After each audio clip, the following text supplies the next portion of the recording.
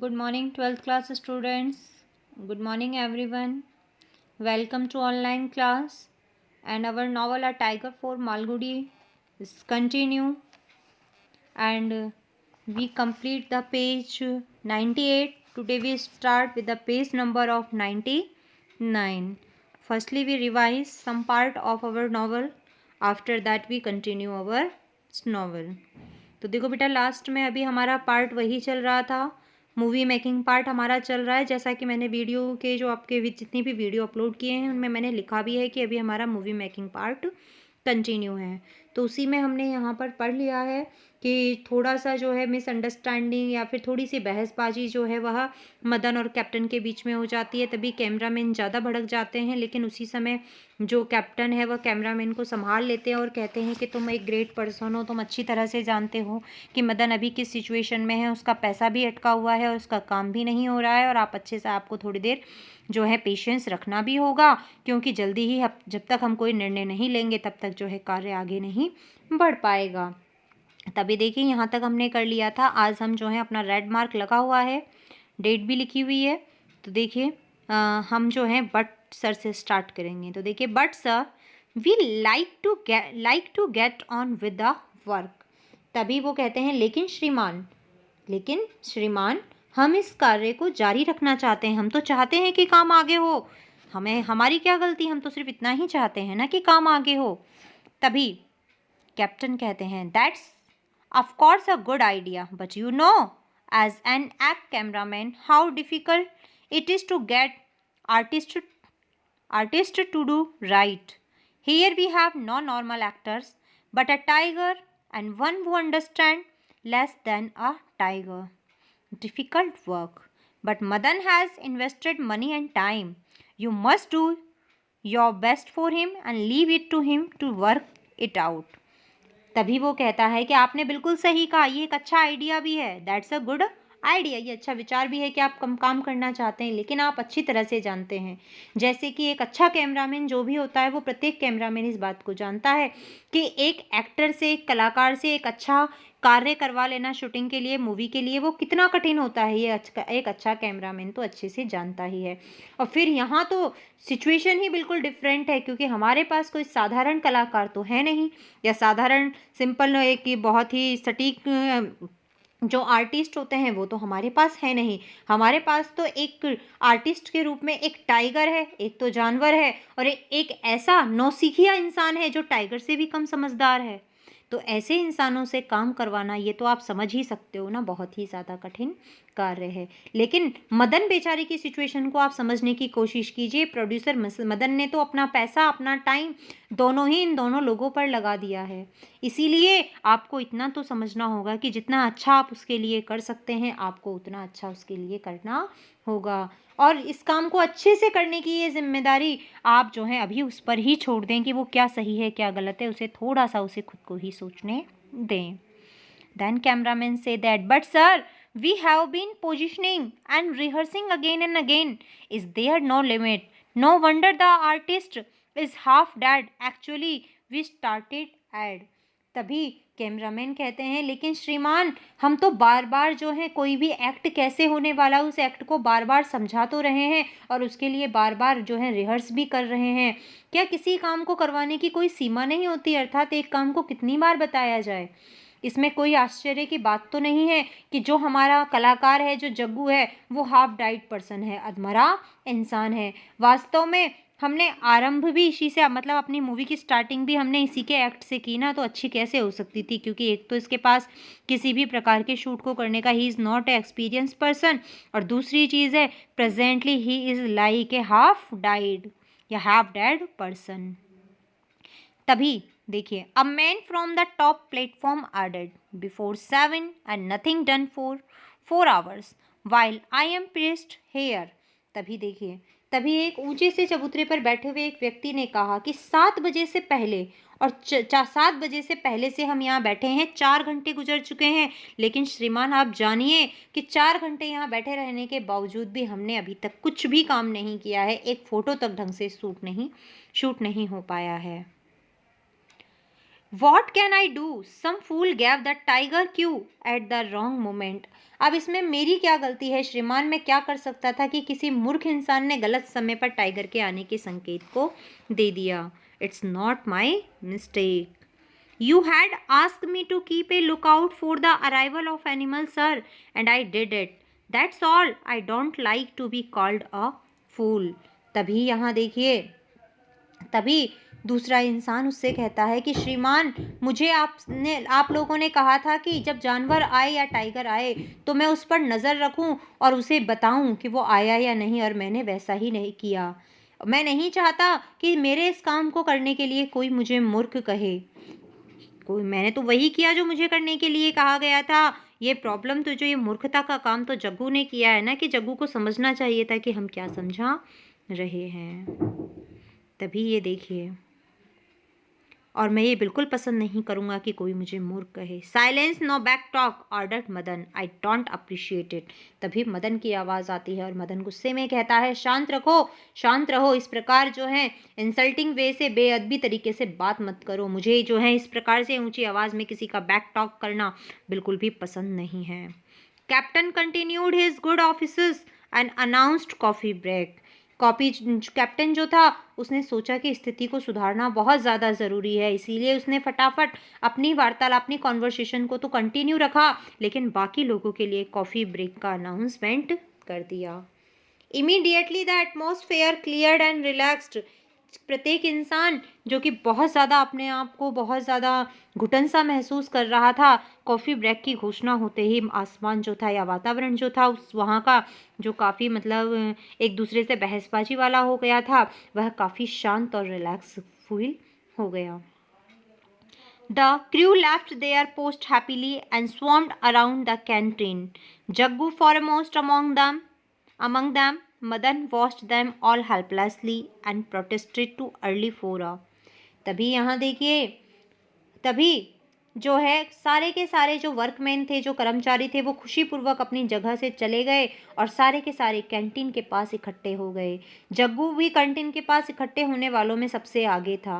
मदन कुछ नहीं कर पा रहा था, वो बिल्कुल हेल्पलेस होकर उन लोगों को देख रहा था और बस विरोध में इतना ही कह पा रहा था, इतनी जल्दी छुट्टी, इतनी जल्दी पैकअप कर दिया. लेकिन इन्होंने तो टू अर्ली फोरा, कि इन्होंने तो बहुत जल्दी, तुमने जो है बहुत जल्दी इन लोगों को रेस्ट या कैंटीन जाने के लिए जो है इन्हें रेस्ट या कॉफ़ी ब्रेक दे दिया है. We turn the page.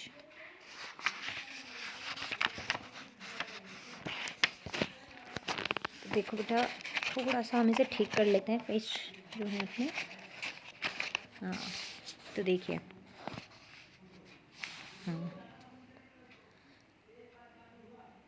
They have not done an iota of work. कि देखिए उसने ये कहा है कि यहाँ पर आयोटा का मतलब होता है एटम, यानी थोड़ा सा भी, बिल्कुल भी, कि इतनी जल्दी आपने कॉफ़ी ब्रेक की अनाउंसमेंट कर दी, लेकिन इन लोगों ने तो थोड़ा सा भी काम किया ही नहीं है. Not their fault really, but let us not go into all that now. One has to be flexible when dealing with workers. I know because I have to contend with 300 workers and animals of various sorts. तभी यहाँ captain ये कहता है कि अगर सुबह से कोई काम नहीं हुआ है या इन लोगों ने बिल्कुल भी काम नहीं किया है तो इसमें इनकी कोई गलती नहीं है, इनकी कोई गलती नहीं है. आओ अभी कोई नया काम शुरू ना करें, अर्थात कोई नए काम की शुरुआत ना करें, पहले इन लोगों को थोड़ा थोड़ा सा जो है वो रिलैक्स फील होने दें. क्योंकि हर व्यक्ति से काम करवाने के लिए, या हमें अगर लोगों से काम करवाना है तो हमें उनके साथ थोड़ा फ्लेक्सिबल तो होना ही पड़ेगा. मैं जानता हूँ कि लोगों से काम कैसे करवाया जाता है खुशी से, क्योंकि मेरे सर्कस में बहुत सारे अलग अलग प्रकार के जानवरों के साथ साथ 300 पर्सन्स काम करते हैं और मैं अच्छी तरीके से जानता हूँ कि लोगों को कैसे सेटिस्फाई किया जाता है. इसीलिए अगर आज कोई काम नहीं हुआ है तो इसमें इनकी तो कोई गलती नहीं है, तो इन्हें इस बात की सज़ा क्यों मिले. मैं अच्छी तरह से जानता हूँ कि हमें इन लोगों को संतुष्ट करना ही पड़ेगा. While the crew were away refreshing themselves, Madan and Captain engaged in the discussion. Madan, I wish to help you understand that. Stop all that nonsense about Raja's style. Raja's face should be more important.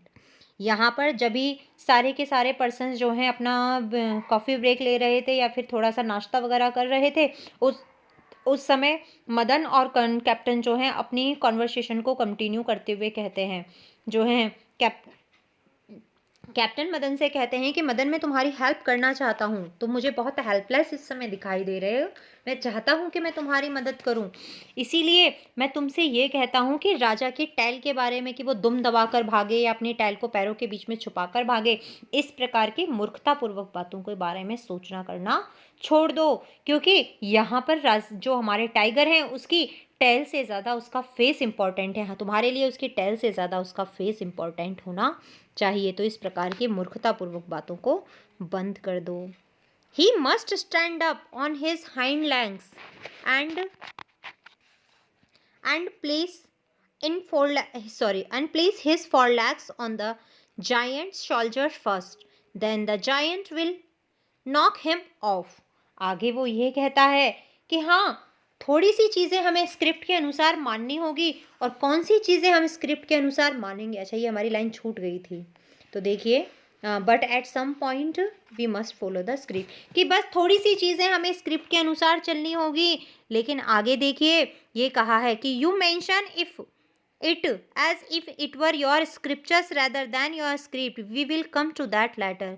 Be clear as to what you want Raja to do before the tucks his tail. तुमने ये बताया, तुमने अपनी script में ऐसे लिखा है, ये तुम्हारी स्क्रिप्ट है, बदल सकती है, कोई धार्मिक ग्रंथ तो है नहीं जिसे बदला ना जा सके, इसलिए थोड़ा सा अपनी स्क्रिप्ट में चेंजेस करो। और जो स्क्रिप्ट में लिखा हुआ है उसके बारे में तो हम बाद में बात करेंगे। सबसे पहली चीज़ तो हमने थोड़ी सी जो तुम मेंशन कर रहे हो उसके टेल के बारे में, उसके बारे में देख लेते हैं। हमें ये देखना है, हमें सिर्फ ध्यान ये बात करनी, इस बात पर देनी है कि टाइगर अपनी पूंछ दबाए उससे ज़्यादा ज़रूरी है कि जो टाइगर जो है वो अपने लास्ट वाले जो हिंड लैंग्स हैं उनके ऊपर खड़ा होना चाहिए, और आगे वाले पैरों को उसने उस जायंट के कंधों पर यानी जग्गू के कंधों पर रखे, ताकि असलियत में लगे कि टाइगर ने जो है वो जग्गू पर हमला किया था। यही हमारे लिए मायने रखना चाहिए। तभी देखिए, marvellous conceptions, commented captain. In all my years of the association with the wild creatures, he began his sentence and stopped short. Does it occur to you at all that even granting that it's possible, the flesh on that poor fellow's shoulders is likely to be torn out if nothing worse happen? जब ये बात मदन कहता है कि चलो ठीक है, अगर हम पूंछ वाली बात को अगर साइड में रख भी लें तो भी हमें इतना तो करना ही होगा कि जो टाइगर है वो अपने पीछे वाले पैर जो हैं उस पर खड़े रहे, और आगे वाले जो अपने पंजे हैं उन्हें वो राजा के शोल्जर पर रखे। ये काम तो हमें कम से कम करना ही होगा, इतनी काम तो हमें करनी ही होगी, क्योंकि जब वो ऐसा करेगा तभी तो जो हमारा हीरो है, हमारा जो जग्गू हीरो है, वो उसे नीचे गिराएगा और टाइगर को हराएगा। यही चीज़ तो हमें अपनी स्क्रिप्ट में, अपनी मूवी में दिखानी है, ये काम तो हमें करना ही होगा। तभी कैप्टन उससे कहते हैं कि बहुत ही आश्चर्यजनक विचार है, मार्वेलस कॉन्सेप्शन, बहुत ही अद्भुत, बहुत ही अलग विचार है। आखिर जंगली जानवरों के साथ मैंने अपना पूरा जीवन बिता दिया है, मुझे भी सुनकर ये बहुत ही ज़्यादा आश्चर्यजनक मार्वेलस थिंग लग रही है। फिर उसने अपनी बात को कहते हुए इतनी बात को कहा और बीच में ही रुकते हुए कहा, क्या तुम ये जानते हो यदि तुम्हारे साथ ऐसा घटित हो कि टाइगर तुम्हारे कंधे पर हाथ रखे, तुम पर उछाला मारे, तुम्हारे कंधों पर दोनों हाथ रख ले, तो क्या तुम सोच सकते हो कि एक टाइगर जो है सामने वाले के शरीर को नुकसान पहुंचाए बिना क्या वो वापस आ सकता है?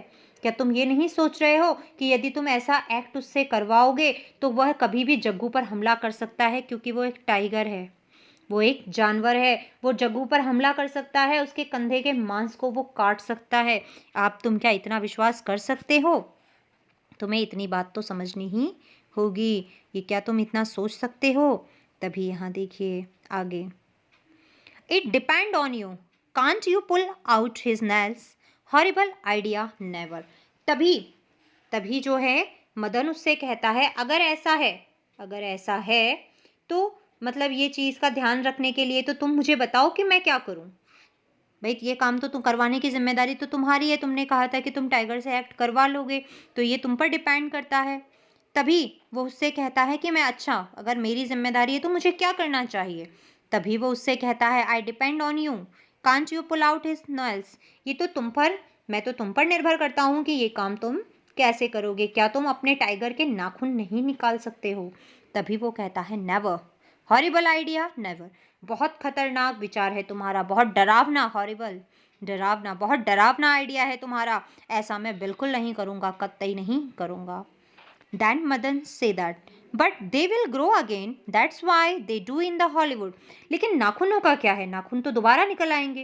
भाई जानवर जो है वो पंजों से हमला करता है, तुम उनके नाखून निकलवा लोगे तो कुछ गलत तो होगा नहीं, क्योंकि नाखून तो फिर से निकल आएंगे। और वैसे भी जितनी भी हॉलीवुड मूवीज़ होती हैं, हॉलीवुड मूवीज़ में तो ऐसा ही किया जाता है कि सब कुछ रियल दिखाने के लिए जो टाइगर्स या लॉयंस होते हैं उनके एक्ट करवाते समय उनके जो है उनके दांत और उनके जो पंजे होते हैं उन्हें निकलवा दिया जाता है। क्योंकि मैं अपनी मूवी की शूटिंग में जो है सब कुछ रियलिटी के आधार पर करना चाहता हूँ, सब कुछ रियल करना चाहता हूँ, और हॉलीवुड मूवीज़ में तो ऐसा ही होता है। तभी देखिए वो कहता है, why don't you go to Hollywood then? तो फिर तुम बॉलीवुड मूवी क्यों बना रहे हो? तुम हॉलीवुड में ही क्यों नहीं चले जाते? I want to make 100% Indian film, I have taken it as a challenge. तभी मदन कहता है, नहीं, मैं हॉलीवुड में नहीं जाना चाहता, क्योंकि मैं पूरी 100% तरीके से बॉलीवुड फिल्म ही बनाना चाहता हूँ। मैं जो है पूरी तरह से 100% जो है वो बॉलीवुड फिल्म बनाना चाहता हूँ। इसीलिए मुझे ये काम करना है, मैं ये काम करना चाहता हूँ, मैं पूरी तरीके से अपने कार्य में वास्तविकता लाना चाहता हूँ। तभी देखिए, who is challenging you, captain asked captain. तो कैप्टन आस्क करता है, उससे पूछता है, हु इज चैलेंजिंग यू, तुम्हें कौन चैलेंज कर रहा है, और इस काम को करने के लिए तुम्हें कौन दावा दे रहा है, तुम पे कौन तुम्हें चैलेंज कर रहा है, कौन तुम्हें चुनौती दे रहा है। अगर तुम 100% जो है इंडियन मूवी बनाना चाहते हो और तुमने इस कार्य को करने के लिए अपने ऊपर एक चुनौती मानी है, तो तुम ये बताओ तुम्हें ऐसी चुनौती दे कौन रहा है। Leaving the nail pulling alone, that's not the worst to happen. Raja may decapitate your giant as he that got an act which you much admired. तभी यहाँ पर वो आगे कहता है कि देखिए, कैप्टन ने पूछा कि कैप्टन जो है, तभी कैप्टन का ध्यान जो है वहाँ पर नेल्स काटने वाली जो मशीन होती है, नेल कटर जो होता है, उसको देखते हुए कहा कि क्या ये काम तुम इससे करना चाहते हो? इससे नहीं होगा। अब देखो, मैं तुम्हें साफ साफ बता देता हूँ कि मेरा जो टाइगर है ना, वो इतना ज़्यादा खतरनाक है कि वो तुम्हारे हीरो की, तुम्हारे जग्गू के जो है वो सर को अलग कर सकता है। अर्थात वह तुम्हारे जग्गू पर जो है, हम अगर तुम ऐसा एक्ट उससे करवाओगे तो वो जग्गू का सिर धड़ से अलग कर देगा, जैसे कि उसने बकरी का कर दिया था। जब बकरी का किया था तब तो तुमने उसकी बहुत तारीफ की थी, लेकिन वो वही हाल जो है वो जग्गू का भी कर सकता है। Madan was lost in, next page, lost in thought. ये बात सुनते ही मदन जो है वो अपने विचारों में खो गया। Then captain continue that, I will tell you right now. मैं तुम्हें बताता हूँ कि तुम्हें क्या करना है, मैं तुम्हें बताता हूँ कि तुम्हें क्या करना चाहिए। देखिए, I want have this teeth pulled out either, I can't think of it, क्योंकि मैं तो राजा के दांत बाहर नहीं निकाल सकता।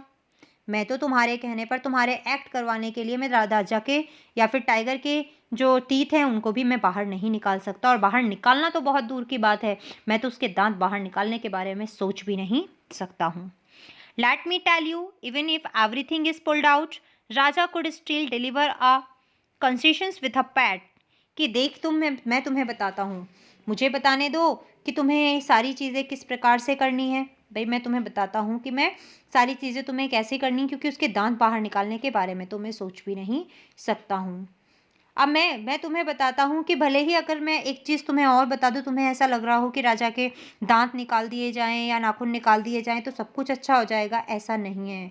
क्योंकि अगर राजा के दांत और पंजे भी निकाल दिए जाएंगे ना, तो भी जो टाइगर है वो इतना मजबूत है कि वह अपने सिर पर से ही हमला करेगा और जग्गू को जो है वो बहुत ज़्यादा नुकसान पहुँचा देगा या उसे मार देगा।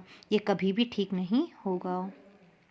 I want Raja to be restored to me in his original condition after that film shooting. If you look closely, you will find it in our contract. और तुम शायद भूल रहे हो कि हमारे कॉन्ट्रैक्ट में मैंने ये साफ साफ लिखवाया था कि तुम्हारी मूवी कंप्लीट होने के बाद मुझे टाइगर वैसे ही चाहिए। यहाँ बार बार राजा टाइगर के लिए ही आया है कि राजा मुझे वैसी ही कंडीशन में चाहिए जिस कंडीशन में मैंने तुम्हें उसे दिया था। इसीलिए तुम कुछ उसके साथ एक्सपेरिमेंट तो कर नहीं सकते हो, क्योंकि उसके बाद तुम्हारी फिल्म शूटिंग के बाद मैं राजा को फिर से उसकी एक्चुअल सिचुएशन में, वास्तविक स्थिति में लाना चाहता हूँ। यदि तुम ध्यान से अपने एग्रीमेंट को पढ़ोगे तो तुम समझ जाओगे कि मैंने साफ साफ ये लिखा था कि राजा को किसी भी प्रकार की कोई चोट खरोच नहीं लगी होनी चाहिए। क्योंकि अगर ऐसा कुछ हुआ तो देखिए इसमें साफ साफ क्या लिखा हुआ है।